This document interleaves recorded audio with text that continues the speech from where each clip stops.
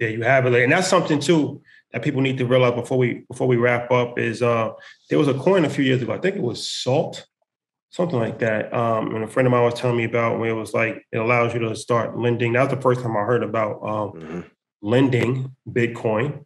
But it makes a lot of sense because it's like, and that's why the word cryptocurrency is kind of misleading because why would I want to exchange or give up something that I think is going to go up in value?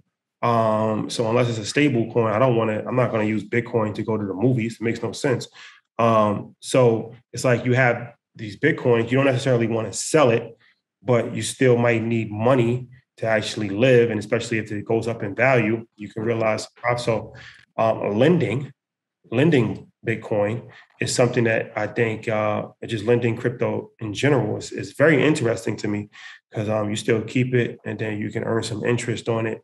And you have some liquidity in the short term, but you're not actually selling it as opposed to, where it's just like, all right, you got, a profit and you just sell it and then you just back at zero. Then you got to buy it again. Then you kind of, it's like a hamster wheel.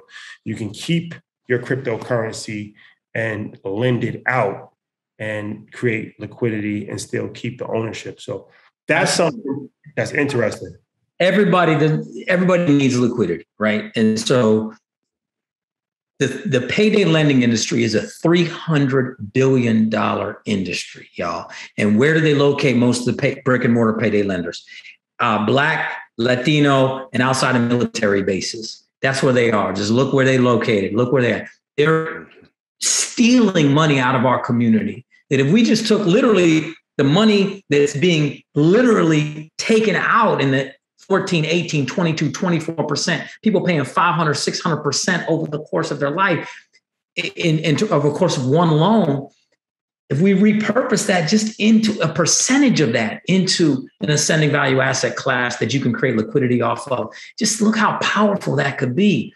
Because when we talk, you cannot have social justice without economic justice. When we've been talking about, whether we're talking about police brutality, mass incarceration, education gaps, healthcare disparities, there's one thing that the communities that are hit the hardest have in common by all those, it's economic fragility and poverty. If we solve the money problem, we actually solve those other problems. And so this money discussion, this stuff that we're talking about is real.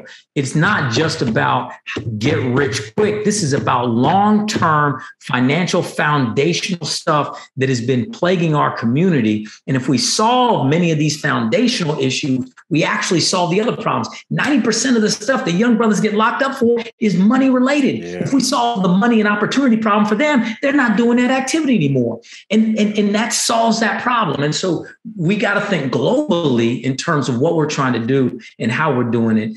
And everybody absolutely needs liquidity, but there's a smart way to get it. And the smart way to get your liquidity is to hold an asset long term and let the asset's value create your liquidity.